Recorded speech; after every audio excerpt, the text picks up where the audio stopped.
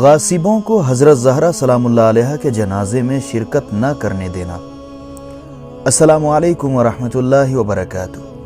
میں مسلسل آپ کی خدمت میں موجود ہوں اور ہماری بحث جناب فاطمہ زہرا سلام اللہ علیہ اور اس تاریخ کے سلسلے سے کہ جو تاریخ اسلام کی سیاہ ترین تاریخ ہے، اور اس ظلم کے جو شہزادی کونین جناب فاطمہ زہرا سلام اللہ علیہ کے اوپر کیا گیا، اور وہ حق جو مولا کائنات علیہ السلام کا غصب کیا گیا، اور وہ خلافت جو امیر المومنین کی ذات سے مخصوص تھی اسے ان سے چھین لیا گیا۔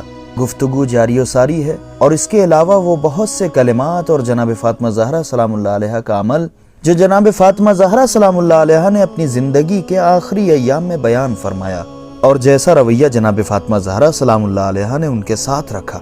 ہم نے آپ سامعین اور ناظرین کی خدمت میں جناب فاطمہ زہرا سلام اللہ علیہ کے ناراض ہونے کے کچھ نمونے پیش کیے ہیں، اور میں نے عرض کیا ہے کہ جناب فاطمہ زہرا سلام اللہ علیہ اپنے حق کو غصب کرنے والے اور امام علی علیہ السلام کے حق کو غصب کرنے والے اور خود شہزادی سلام اللہ علیہ کو اذیت دینے والوں سے کس طرح سے پیش آئیں اور کس طرح کا ان کے ساتھ رویہ رکھا جائے۔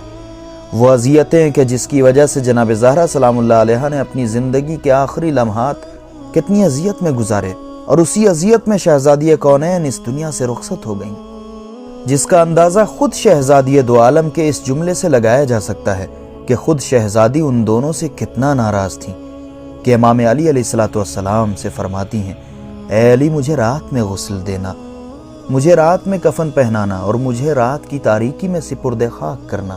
اور ساتھ ہی ساتھ یہ روایت بھی بہت مشہور ہے کہ شہزادی کونین نے فرمایا کہ میں راضی نہیں ہوں اس بات سے کہ یہ میرے جنازے میں شرکت کریں، یہ میری نماز میں شرکت کریں، یا یہ میری قبر پہ آئیں۔ شہزادی کونین کیوں فرما رہی ہیں کہ مجھے رات میں دفن کرو؟ کیونکہ یہ ہمارے جنازے میں شریک نہ ہو سکیں، یہ ہماری قبر پر نہ آ سکیں۔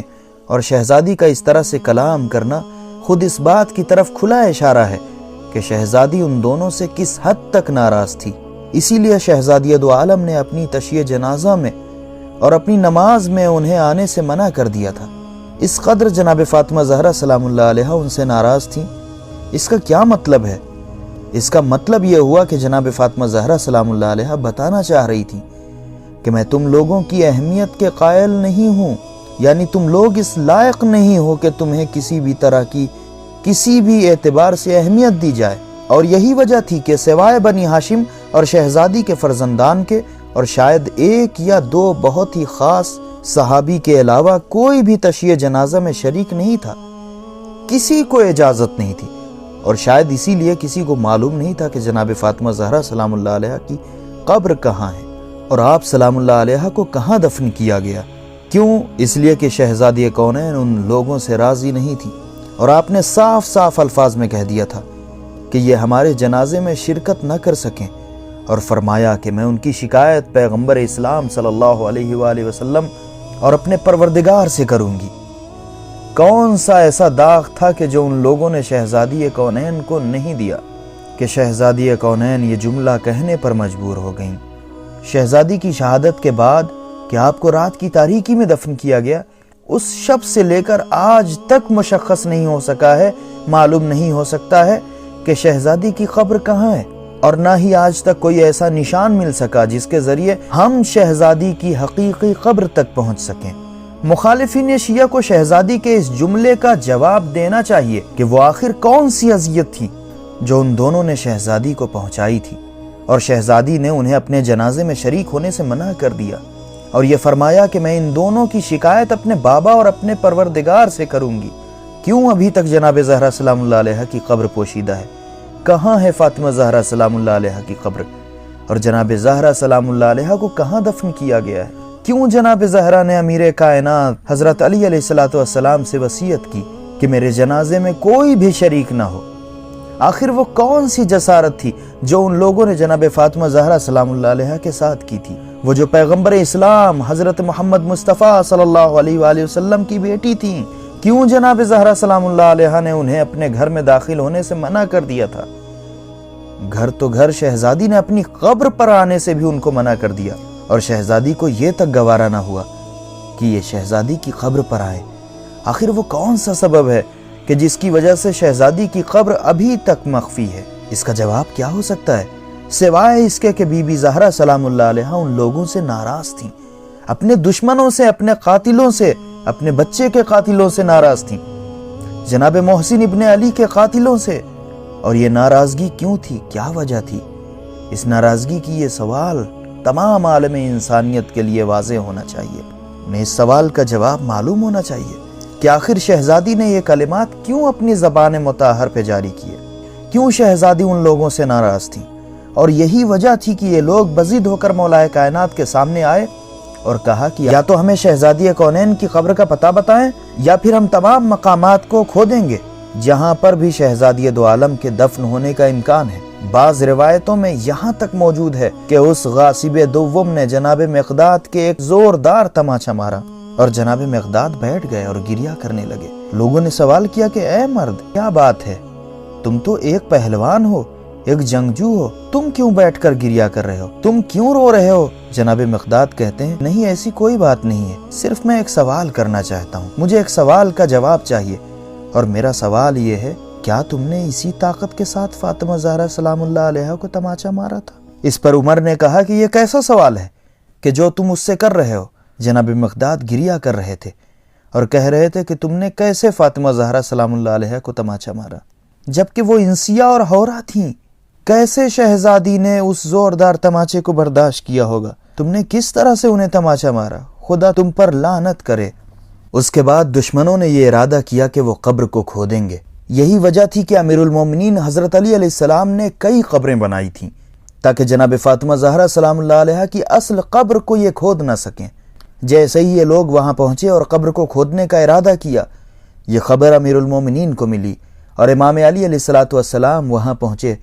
یہ لوگ قبر کھودنے کے لیے آمادہ ہو رہے تھے تاکہ قبر کھودیں اور شہزادی کونین کے جنازے پر دوبارہ نماز ادا کریں۔ وہ کیوں چاہتے تھے اس کام کو انجام دینا؟ تاکہ قیامت تک، جب تک جناب فاطمہ زہرا سلام اللہ علیہا کا نام ہے اور ان لوگوں کا بھی نام ہے، تو ان کا نام برائی کے ساتھ نہ لیا جائے، لوگ انہیں برائی کے ساتھ یاد نہ کریں۔ آج ہم جو یہ سوال کرتے ہیں کہ کیوں جناب زہرا سلام اللہ علیہا کی قبر آج تک مخفی ہے اور چھپی ہوئی ہے، اگر یہ واقعاً خلیفۃ اللہ ہیں تو جناب زہرا سلام اللہ علیہا نے انہیں اپنی نماز جنازہ میں شرکت کرنے سے کیوں روک دیا؟ انہیں اپنے گھر آنے سے کیوں منع کر دیا تھا؟ اصل میں انہیں معلوم تھا کہ ایسا ہونے والا ہے۔ یہ چاہتے تھے کہ اگر یہ نماز جنازہ ادا کر لیں گے تو یہ سارے الزامات ان کے اوپر سے ہٹ جائیں گے۔ انہیں معلوم تھا کہ آنے والی دنیا سوال کرے گی کہ اگر یہ خلیفۃ اللہ تھے تو کیوں انہوں نے جناب فاطمہ زہرا سلام اللہ علیہا کے جنازے پر نماز نہیں ادا کی؟ لہٰذا ان لوگوں نے یہ ارادہ کیا کہ جناب زہرا سلام اللہ علیہا کی قبر کو کھودیں اور اس کے بعد اس پر نماز ادا کریں۔ ابھی انہوں نے قبر کو کھودنا شروع نہیں کیا تھا کہ امیر المومنین علیہ السلام کو دیکھا جو ان کی طرف تشریف لا رہے تھے، اس حال میں کہ ان کے ہاتھ میں ذوالفقار تھی اور ایک لال رومال امام کے ہاتھ میں ہے، اور ان کے سامنے امام علیہ السلام کھڑے ہوئے، اور امام علیہ السلام کے چہرے مبارک سے غضب کے آثار نمودار ہیں، اور امام کی آنکھوں میں غصہ ہے، آنکھیں غصے سے لال ہو رہی ہیں، اور امام فرما رہے ہیں اگر تمہارے اندر جرت ہے تو ایک قدم آگے بڑھ کر دکھاؤ تاکہ میں علی ابن ابی طالب ثابت کر سکوں کہ اگر میں نے سکوت کیا ہے تو پیغمبر اسلام کے حکم سے، اگر میں نے صبر کیا ہے تو رسول اسلام کے فرمان پر۔ اس وقت صبر کا مقام نہیں ہے اور خدا کی طرف سے کوئی حکم میرے لیے نہیں ہے، میں پورے مدینے کو تمہارے خون سے لال کر دوں گا۔ یہ وہ روایت ہے کہ جو کتابوں میں موجود ہے۔ امام نے فرمایا پورے مدینے شہر کو تمہارے خون سے رنگین کر دوں گا۔ امام علی علیہ السلام کو اس غیظ و غضب میں دیکھ کر یہ لوگ سمجھ گئے کہ اگر ہم نے ایک قدم بھی آگے بڑھا دیا تو یقیناً امام ہمارا قلعہ قمع کر دیں گے اور کسی کو بھی زندہ نہیں چھوڑیں گے۔ لہٰذا ان لوگوں نے اپنے قدم کو پیچھے ہٹا لیا۔ عمر پیچھے ہٹا اور اس نے کہا، اے علی ابن ابی طالب، ہم یہ کام انجام نہیں دیں گے، کیونکہ انہیں معلوم تھا کہ جو مقامات پہلے گزرے ہیں وہاں امام کو صبر کی تلقین کی گئی تھی، امام سے صبر کرنے کا حکم دیا گیا تھا۔ انہیں اچھی طرح معلوم تھا کہ مولا کائنات کو خدا کی طرف سے حکم ہے کہ ایسا کام انجام نہ دیں جس سے اسلام خطرے میں پڑ جائے۔ اس لیے آپ میں سے کوئی یہ نہ سوچیں کہ امام علیہ السلام نے کیوں جناب فاطمہ زہرا سلام اللہ علیہا کو دروازے پر بھیجا۔ آپ یہ نہ سوچیں کہ کیوں علی ابن ابی طالب علیہ السلام نے سکوت اختیار کیا، خاموشی اختیار کی، کہ یہ خدا کا حکم تھا۔ ایک مقام پر امام نے اپنی قدرت کو نمایاں کیا، دوسروں کے سامنے اپنی قدرت کو دکھایا، لیکن وہی امام دوسرے مقام پر سکوت اختیار کر رہے ہیں، خاموش ہیں۔ کیوں؟ کیونکہ حکم خدا ہے۔ لہٰذا ان لوگوں نے وہاں پر یہی غنیمت سمجھا کہ وہاں سے فرار اختیار کیے جائے اور ڈر کر وہاں سے بھاگ گئے۔ روایت میں ہے کہ جب انہوں نے امام علی علیہ السلام کو اس حال میں دیکھا تو وہ تھر تھر کانپ رہے تھے۔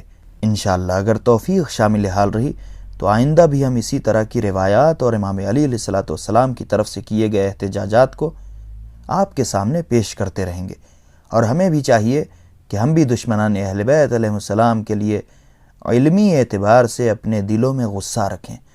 السلام علیکم ورحمۃ اللہ وبرکاتہ۔